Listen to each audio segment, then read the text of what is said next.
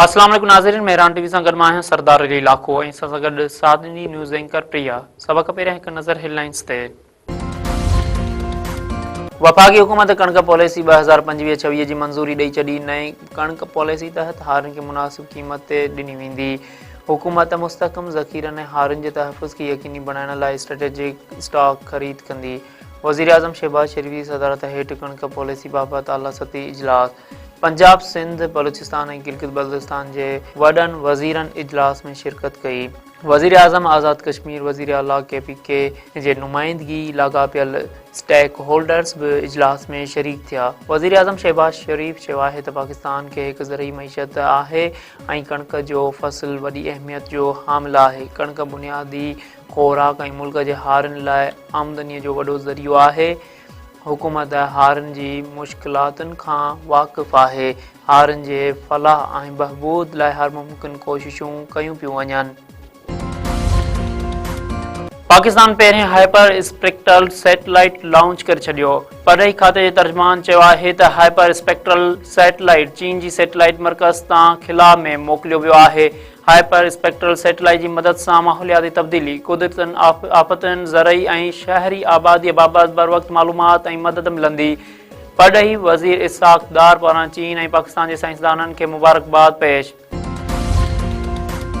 ॾखण वज़ीरस्तान में FC जी कार्रवाई, आपघाती बमबार गिरफ़्तार। सिक्योरिटी ज़रियनि मुताबिक़ गिरफ़्तार आपघाती बमबार जी सुञाणप नेमतुल्लाह पुट मूसा जान तौरु थी आहे, जेको कंधार जे जोहरिया मदरसे जो तालिब इल्म हुजण सां गॾु हाफ़िज़े क़ुरान आहे। गिरफ़्तार आपघाती बमबार अफ़गान तालिबान ऐं फितना ख़ारिज जे गठजोड़ खे बेनक़ाब कंदे केतिरा इंकशाफ कया आहिनि। गिरफ़्तार आपघाती बमबार एतिराफ़ी बयान में ॿुधायो त अफ़गान तालिबान घटि उमिरि अफ़गान नौजवाननि खे दहशतगर्दीअ लाइ इस्तेमालु करे रहिया आहिनि। मदरसे में मौजूदु माण्हुनि चयो त पाकिस्तान ख़िलाफ़ जिहाद जाइज़ आहे।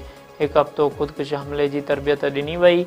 40 साथियुनि सां गॾु अफ़गानिस्तान खां ॾखण वज़ीरस्तान पहुतसि, जिथे अज़ान जो आवाज़ ॿुधी अहसासु थियो त पाकिस्तानी फ़ौज ते ख़ुदकुश हमलो करणु हराम आहे। पाकिस्तान ऐं अफ़गानिस्तान फौरी जंगबंदी ते इतफ़ाक़ करे वरितो। क़तर ऐं तुर्किया जे टियाकड़े में दोहा में थियल ॻाल्हियूं कामयाब। धुरनि में ईंदड़ कुझु ॾींहंनि दौरान वधीक मुलाक़ातुनि ऐं जंगबंदीअ जो तसलसल बरक़रार रखण ते बि इतफ़ाक़। पाकिस्तान जी आला सतही वफ़द जी क़यादत दिफ़ा वज़ीर ख़्वाजा आसिफ़ कई। क़तर जे परॾेही वज़ारत जो चवणु आहे त जंगबंदीअ सां ॿिन्ही मुल्कनि विच में सरहदी चिकताण ख़तमु थींदी ऐं ख़िते में पाइदार अमन जे क़याम खे मज़बूत बुनियादु फ़राहम थींदो।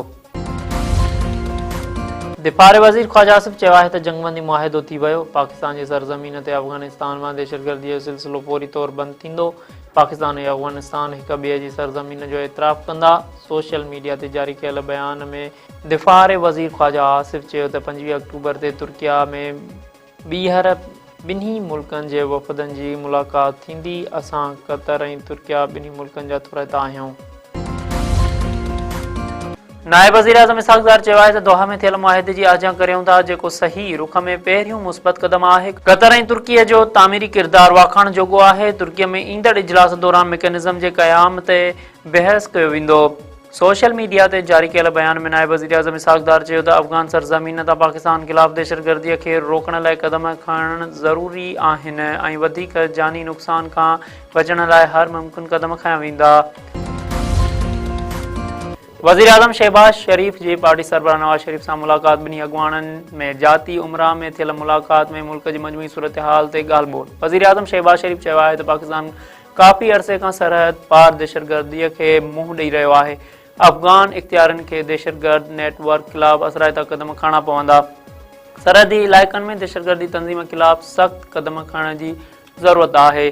नवाज़ लीग सरबराह नवाज़ शरीफ़ चयो आहे त पाकिस्तान असांजी रेड लाइन आहे। कंहिंखे बि मेरी अख सां ॾिसणु न ॾींदासीं। क़ौम जा पुट पंहिंजी जाननि जी परवाह करण खां सवाइ वतन जी हिफ़ाज़त करे रहिया आहिनि। नाणे वारे वफ़ाक़ी वज़ीर मोहम्मद औरंगज़ेब चयो आहे त IMF पाकिस्तान मथां क़ौमी मुफ़ाद ख़िलाफ़ का बि शर्त लागू नथो करे सघे। IMF ऐं वर्ल्ड बैंक सां थियल ॻाल्हियूं मुस्बत ऐं तामीरी साबित थियूं। हिन वक़्त ताईं समूरा सुधारा पाकिस्तान जे पंहिंजे मुआशी तरजीहनि जे बुनियाद में आहिनि। IMF प्रोग्राम तहत आंदल सुधारनि सां मईशत मुस्तहकम थी आहे। वाशिंगटन में प्रेस कॉन्फ्रेंस कंदे नाणे वारे वफ़ाक़ी वज़ीर मोहम्मद औरंगज़ेब चयो त पाकिस्तान खे 31 डिसंबर ताईं IMF खां $1 करोड़ 20 लख जी क़िस्त मिलण जी उमेद आहे। IMF जो एग्ज़ीक्यूटिव बोर्ड जल्द मुआहिदे जी मंज़ूरी ॾींदो।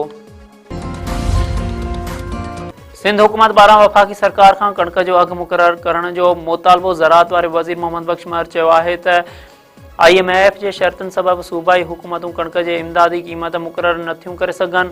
अघु मुक़ररु न थियण सबबि सिंध जा हारी मुश्किलातुनि जो शिकार आहिनि। पंहिंजे बयान में ज़राअत वारे सूबाई वज़ीर वधीक चयो आहे त वफ़ाक़ी हुकूमत कणक जे घटि में घटि इमदादी क़ीमत $4,200 फ़ी मण मुक़ररु करे। पीपल्स पार्टीअ जे सेंट्रल एग्ज़ीक्यूटिव कमेटी बि कणक जे इमदादी क़ीमत मुक़ररु करण जो मुतालबो करे चुकी आहे। सिंध में डेंगी वायरस ख़तरनाक हद ताईं फैलिजी वियो। कराची ऐं हैदराबाद में 6 हफ़्तनि दौरान डेंगी वायरस जा 12,000 खां वधीक केस रिपोर्ट। 6 मरीज़ फ़ौत थी चुका। सिहत खाते मुताबिक़ हिन साल सिंध में डेंगी जे केसनि जो अंग 819 थी वियो आहे। कराची डिवीज़न 579 ऐं हैदराबाद ज़िले में 119 डेंगीअ जा तस्दीक थियल केस रिपोर्ट थिया। हैदराबाद में CTD पुलिस जी कार्रवाई। फितना अल हिंदुस्तान जा 2 रूपोश दहशतगर्द गिरफ़्तार करण जी दावा। CTD पुलिस मुताबिक़ गिरफ़्तार दहशतगर्दनि वटां टेरर फाइनेंसिंग फंड जे वॾी रक़म बरामद थी आहे। दहशतगर्दनि वटां फितना अल हिंदुस्तान सां वाबस्तगी जा अहम काग़ज़ सबूत ऐं रिसाला मिलिया आहिनि। दहशतगर्दनि जे कब्ज़े मां पाबंदी पियल FAH जा रसीद बुक बि बरामद कया विया। खोरवा में वाइस मिल ते कमु कंदड़ पोहरियत नींगर बिजली करंट लॻण सबबि फ़ौत। 16 वरियनि जो कादिर पुट पप्पू मला कारखाने अंदरि पाणीअ वारे मोटर मां करंट लॻण सबबि फ़ौत थी वियो। पोहरियत नींगर जो लाश घर पहुचण ते कोराम।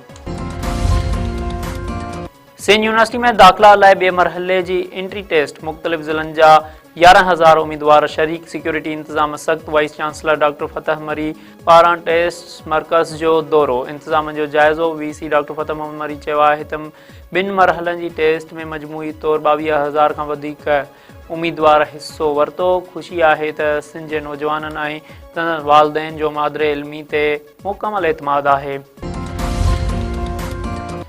सारियुनि जे अघ में लाथ ऐं कटौती ख़िलाफ़ जमायत इस्लामी जा मुख़्तलिफ़ शहरनि में एहतिजाजी मुज़ाहिरा। लाड़काणो दादू ऐं कंबर में जमायत इस्लामी कारकुननि रोडनि ते निकिरी आया। कशमोर में नसीराबाद में बि रैलियूं कढी मुज़ाहिरा। एहतिजाजनि में आबादगार ऐं शहरी बि शरीक।